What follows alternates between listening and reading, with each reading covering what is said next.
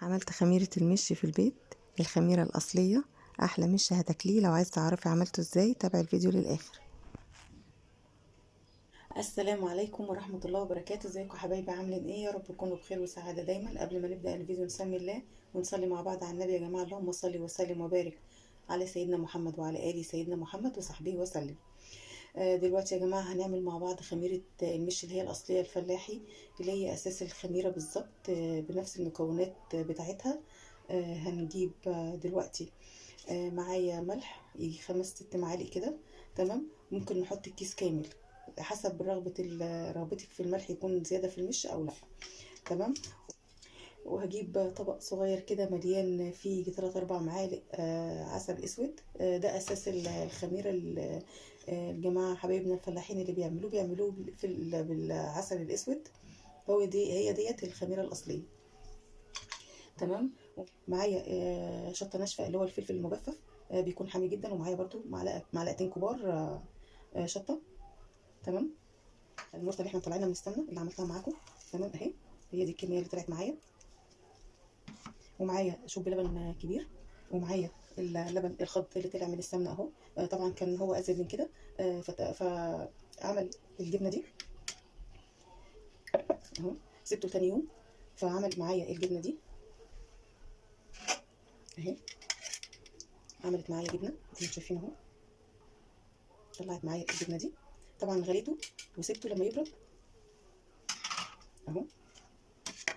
وده اللبن الخض او الشرش، بس الشرش اللي هو النوع يعني النضيف، وهو ده يعتبر اساس المش برضو مع العسل الاسود. ومعايا كركم. معايا معلقه كبيره من الكركم، معلقه مليانه على الاخر يعني. ومعايا معلقه من البابريكا برضو مليانه على الاخر. تمام.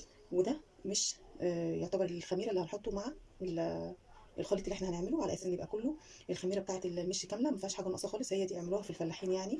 تمام. بتبقى بالشكل دوت. بتجيب الميه بتاعتها ومعاها قطعه جبنه يعني، برضو فيها قطعه جبنه. تمام.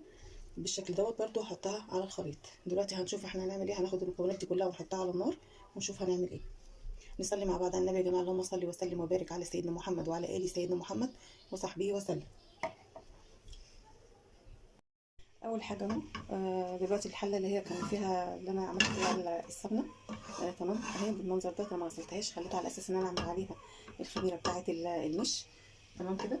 وهبتدي دلوقتي اول حاجه هجيبها هحط المرطه اهي بالشكل ده، وهسويها الاول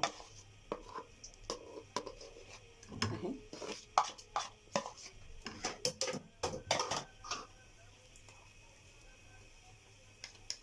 طبعا انا ما غسلتش الحله عشان فيها مطرح السمنه.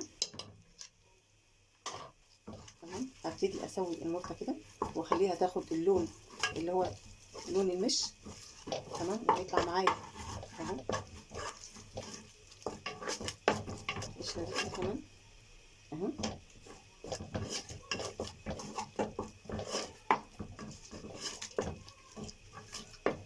اخليها تاخد اللون الذهبي.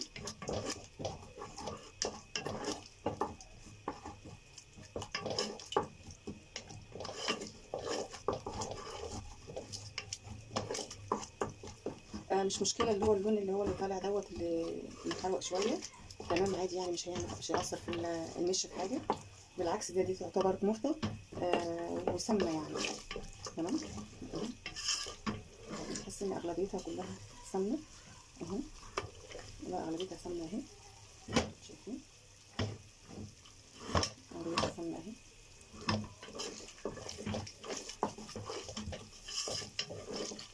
هنعمل بقى احلى مش خميره.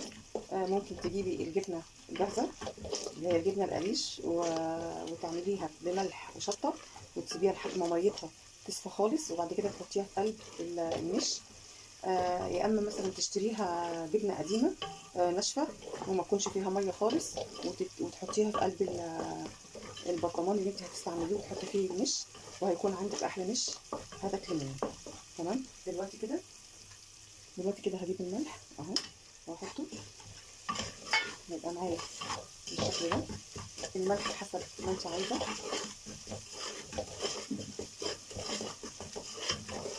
طبعا خلط اللبن اللي انا طلعته من السمنه لما جيت عملتها، يعني القشطه لما عملتها زبده. تمام. لما سبته لتاني يوم، طبعا غليته الاول وسبته لتاني يوم، عمل زي كانه لبن رايب. فهو ده احلى حاجه تستعمليه للمش. يا اما اللبن الرايب اللي هو العادي الطبيعي ممكن تشتريه، او انت تروبيه في البيت بحبه خل. تجيبي اللبن وتحطيه على النار وتحطي معاه خل. تمام. يا اما تستعملي اللي هو خض اللبن اللي هو بيطلع من الزبده، بيكون جميل جدا. هنفضل كده لحد ما تاخد اللون معانا. تمام كده. هحمرها وارجع لكم تاني. دلوقتي كده خدت معايا اللون اللي انتوا شايفينه ده المحمر ده. هبتدي انزل بالعسل اهو.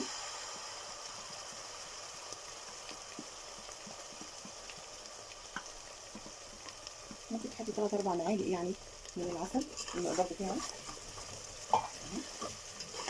شايفين كده.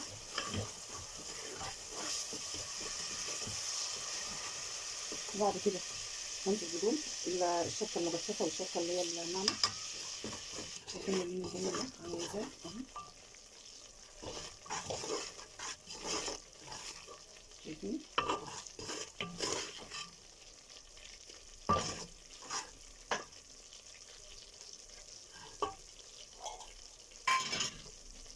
هبتدي انزل بالجبنه.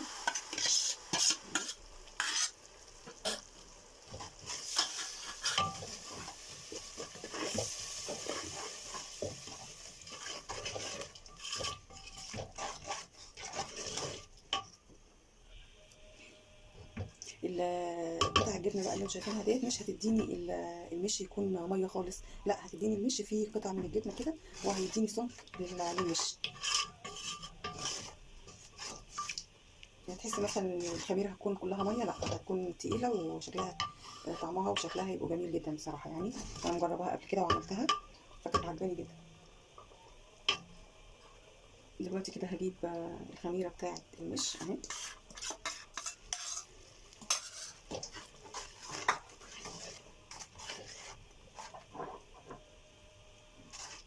وكوبايه اللبن ديت.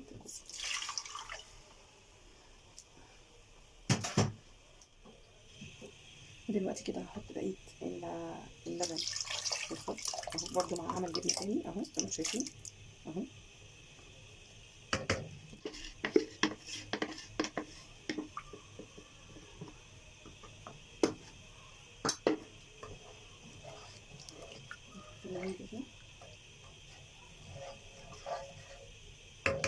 وهنا هحط الكركم وهحط البابريكا.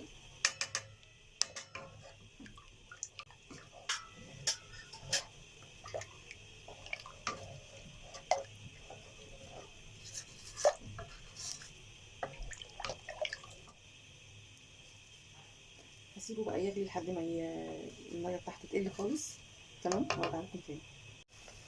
زي ما انتم شايفين اهو ابتدى يغلي اهو. انا خدت من على الوش اللي هو الفلفل اللي هو المجفف، على اساس ان حسيت ان هو طري شويه، على اساس ما يكونش شكله يعني مش لطيف في المش. فضربته في الكبه اهي. ضربته في الكبه بتاعت التوابل، وهحط اهي على المش زي ما انتم شايفين اهو. شايفين الوش عمل ازاي، خد اللون. طبعا دي كلها كده اغلبيتها سمنه، عشان الحله انا ما غسلتهاش مطرح ما سيحت الزبده، وفي نفس الوقت المرته كان مليانه كلها سمنه. تمام. دلوقتي كده يعتبر المش معايا او الخميره بتاعه المش مظبوطه زي ما انتم شايفين اهو. اهو اهي ادي الخميره المظبوطه للمش. دي كده دلوقتي جاهزه ان احنا نبردها ونحطها في البطرمان. طبعا يكون البطرمان معقم، والافضل يكون ازاز يعني.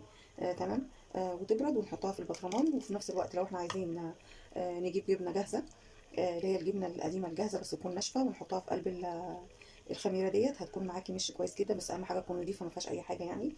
او مثلا نجيب الجبنه القريش.